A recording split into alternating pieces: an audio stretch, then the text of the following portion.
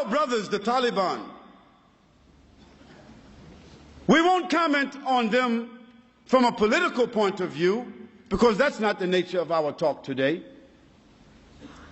But let us comment on them for an accomplishment that they and only they were able to do in the modern world.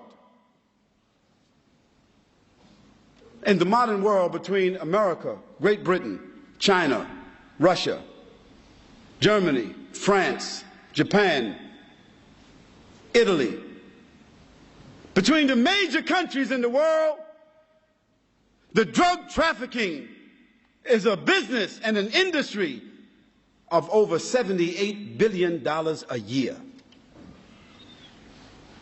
$78 billion a year.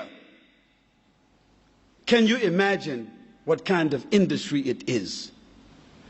And can you imagine the tragedy, the disparagement, the disease that drugs have brought in the modern world as a result of this industry?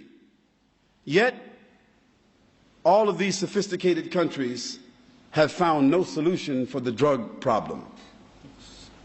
In fact, they have chosen to benefit, profit, and regulate the drug traffic because they are unable to stop it. Yet, consider this. The Taliban in Afghanistan became an official government after the defeat of the Russians. And at that time, Afghanistan was the major theater, corridor in the world for drugs. 61% of all of the heroin of the world was produced between Afghanistan and China.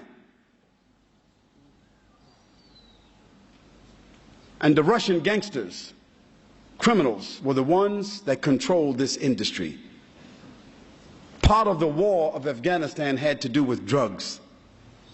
Not oil, not gas, but drugs. When the government of Russia was defeated and pushed out of Afghanistan, Afghanistan became immersed in civil war. We know that, isn't it? Civil war. That civil war had two sides. The atheists, the socialists, the communists among the Afghanis, and the Muslims who wanted to follow the Quran and the Sunnah. The North, the Northern Alliance, who themselves were related to the Russian gangsters, who were mostly Muslims who had adopted socialism, atheism, who themselves were criminals. They wanted to continue the enterprise of drugs after the Russians moved out. They wanted to continue the industry of prostitution, gambling, all of this here. And the Muslims said, no, we won't continue that. We want to establish Islam. And they began to have wars between them. One of the groups that were insisting upon the Quran and the Sunnah were called the students. In the Arabic language, the students is Talib or Taliban. And on one occasion, those atheists, socialists, communist Afghanis, those criminal Afghanis, they entered some villages and they raped the women. And some of those women escaped. And they ran to seek protection with those students. And those students, they sought to get a fatwa from their shuyukh. What should we do about these Muslims who did this act? Those scholars said they should be punished. They are criminals, and the hukum is to find them and kill them as criminals. Those students then took their weapons and gathered themselves together as a group and called themselves the Taliban, and they began to seek the honor of those women who were raped. And they went from village to village town to town, until in a 2-year period of time, they conquered all of Afghanistan. 2 years.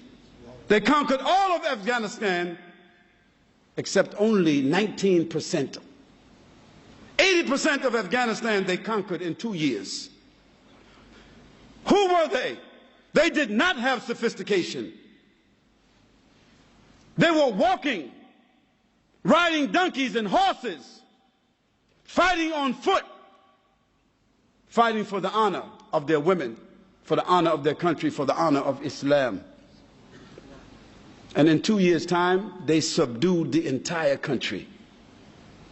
Of course, they were not sophisticated in their knowledge. They did not have universities. They did not have institutions.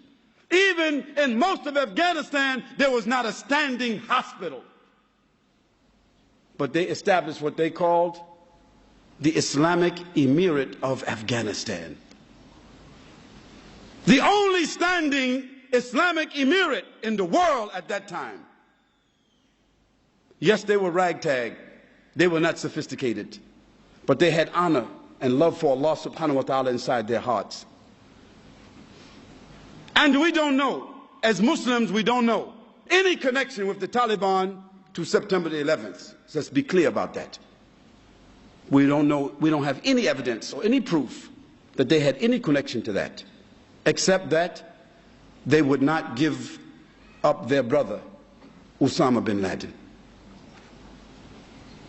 We don't make any comments about what happened because we don't know. But we don't indict people without evidence. And we certainly don't indict a country because someone is living there whom someone else feels is indicted. But let me get back to the issue. Afghanistan came under the rule of the Taliban, and they were faced with a challenge. What are they going to do with the drug industry which they found in Afghanistan? The Taliban made a decision. From a point of honor, from a point of morality, a point of dignity and decency, from a point of Sharia, they could not support and allow drug trafficking to exist in Afghanistan. So what did they do? They began to punish those who held drugs, those who sold drugs, and they began to imprison those that used drugs. Then they gave an option to the farmers who were the growers of poppies in Afghanistan, the major crops for drugs, isn't it? They told them, we will give you the land where you are growing the poppies. You take the land, but you must grow another crop. You must grow a different crop. But if you don't grow another crop, then we will bury you on that land. That's the only option they gave them. In a year and a half after the fatwa came about this issue, a year and a half, the drug trafficking and the growing of drugs and the manufacturing of drugs in Afghanistan was 3%. How did an unsophisticated group of students, without government, without sophisticated institutions, how did they do this? How did they eliminate an industry which represented 61% of the source of drugs in the entire world? How did they do that? They did it from their iman. They did it because they were affected by the Quran. They did it because they were affected by the behavior of Muhammad sallallahu alaihi wasallam. And this is why I say, as an example, that Islam, and only Islam, has the properties by which to affect the human being's consciousness, to design and regulate his morals, and even to regulate governments, so that even governments themselves are forced to adhere to rules of decency and dignity.